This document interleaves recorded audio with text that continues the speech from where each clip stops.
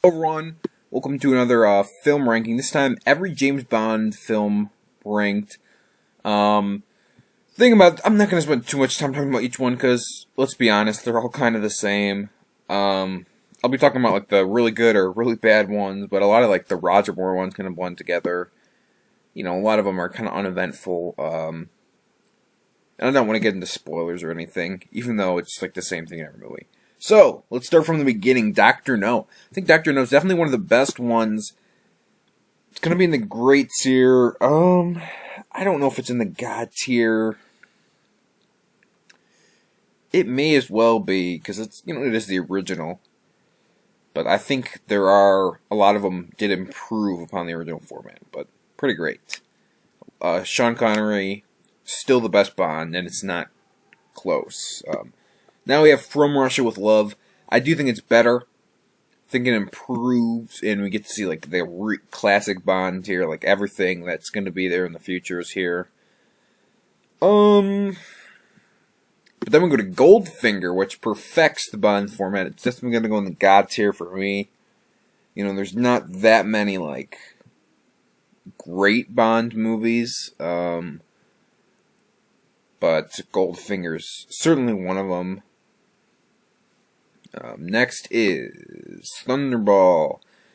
Thunderball, compared to a lot of them, it actually is kind of good.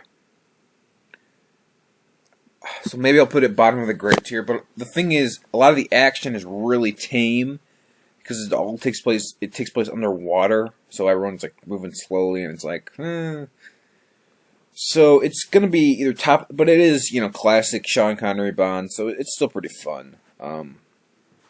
So it's either going to be top of the Met tier or the bottom of the great tier. Now we go to Casino Royale, which is not part of the Eon. It's a non-Eon film, and it's easily the worst ever made. It tries to be like a parody, but it just doesn't work. It's terrible. It's easily the worst Bond movie. You Only Live Twice. Another great one here. It's going to be below Dr. No, but above Thunderball, classic Bond. Come on. Now, here's a unique one with... Who plays David Niven? No, George Lazenby. David Niven was in Casino Royale, right? Yeah. So this is George Lazenby. His one movie. And it's actually... Honestly, it's one of the best. It's going to be top of the grid tier for now. Well... Maybe I'll put it in the bottom of the God tier. It does something a little new where, we get these four, and it's kind of like, it's not really stale yet, but as we'll see with Diamonds Are Forever, which is going to be, sorry, in the trash tier, it's just not, you need to do something different to keep it interesting, and I think On Her Majesty's Secret Service does keep it interesting. Live and Let Die, the first with Roger Moore. The only good thing about this movie is the awesome theme song. It's going to be kind of Met. It's going to be Met here. And Man with the Golden Gun could have been great. It has Christopher Lee in it. Everyone loves Christopher Lee. But it's going to be in the Met tier. Spy Who Loves Me, I think it's the best Roger Moore Bond. And I guess I'll put it in the God tier. I'll put the... I don't know, there's like 4 Bond movies for me that really stick out, and it's going to be the 4 in the God tier, and Spy Who Loved Me is one of them. More serious take. It's kind of like, I don't know, it's everything about it just works. It's everything you would want out of a Bond movie, and it's like... Every Bond movie kind of gives you the same thing, but this gives you the same thing, but better. I don't know. But, it's a fan favorite, and it's, most people agree it's the best of the Roger Moore. So for that, I'll put it in the God tier. Moonraker. When James Bond goes to space, you gotta look at your franchise and say, what the heck happened? For Your Eyes Only, I think it's definitely a Met tier. I'll put it in between Live and Let Die and Man with the Golden Gun. Not terrible, but, nothing too great here. Nothing really good at all. Octopussy, one of my least favorites. The thing about Octopussy, first of all, what is that name? I know they're basing these off like books or something, but I just don't know who thought that was a good idea. In Goldfinger, there's the Bond girl's name is Pussy Galore, which I thought was funny, but it was like, okay, come on.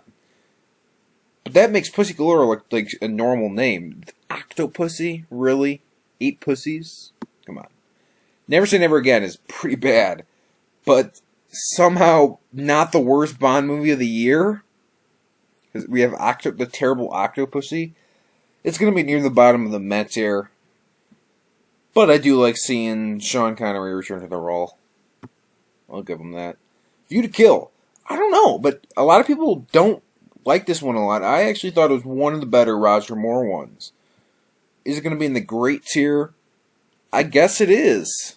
It's going to be above Thunderbolt. I have my ranking here on my letterbox I'm looking at. But I'm putting... So I already have the ranking, but I'm putting them into tiers here. I don't know. I thought it was pretty good. The Living Daylights. The first was Timothy Dalton.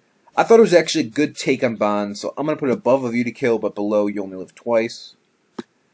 Timothy Dalton's last of the two is License to Kill. I'll put it at the top of the Met tier. I mean, Living Daylights did something a little different, but then License to Kill kind of just did the same thing, and that is not as good. GoldenEye 007. Alright, well, I guess it's not 007, that's just the video game. I'll put it in the great tier. I'll put it, for now, it's going to be bottom of the great tier. It's a little cheesy. Pierce Brosnan, I saw someone rank him as the best Bond. I would not say that. I think that's pretty dumb. Seriously, come on. The best Bond.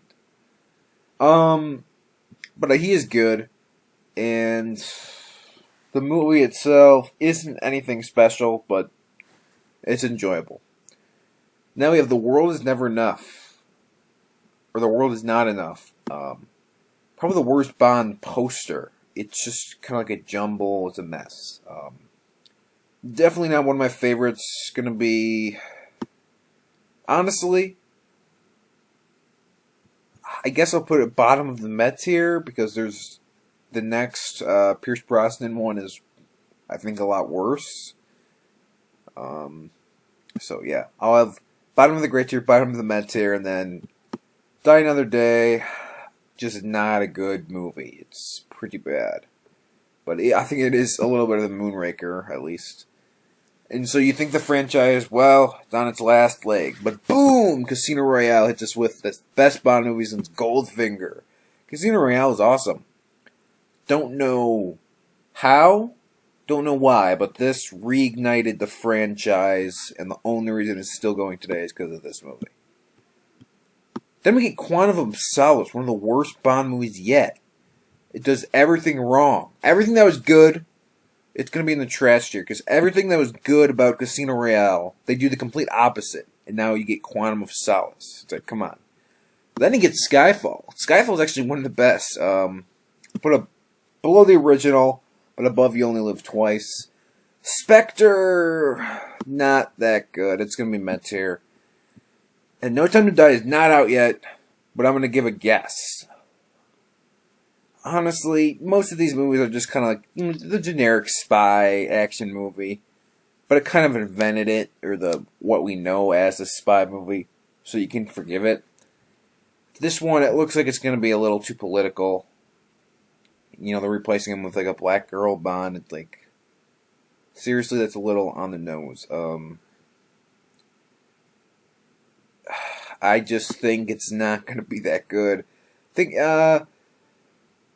it's going to be trash tier. Here, I'll give it the benefit of the doubt. Maybe I'll put it bottom of the Met tier. Maybe it'll be awesome, but I just don't think it's going to be that good. So maybe it'll be the best one yet, but it's looking like, the modern culture kind of started around 2015, so anything after that's going to have to be political. You got to have the diversity ratio, you got to have, the female Bond now. So I don't know, but maybe prove me wrong. Prove me wrong. No Time to Die. So I'll see you in the next video where we will be ranking every Coen Brothers movie. I have every Terrence Malick movie set up too, and I got every Coppola movie, the whole family we're going to rank. Every Steven Spielberg, and then finally, for now, Paul Thomas Anderson. So, see you next time.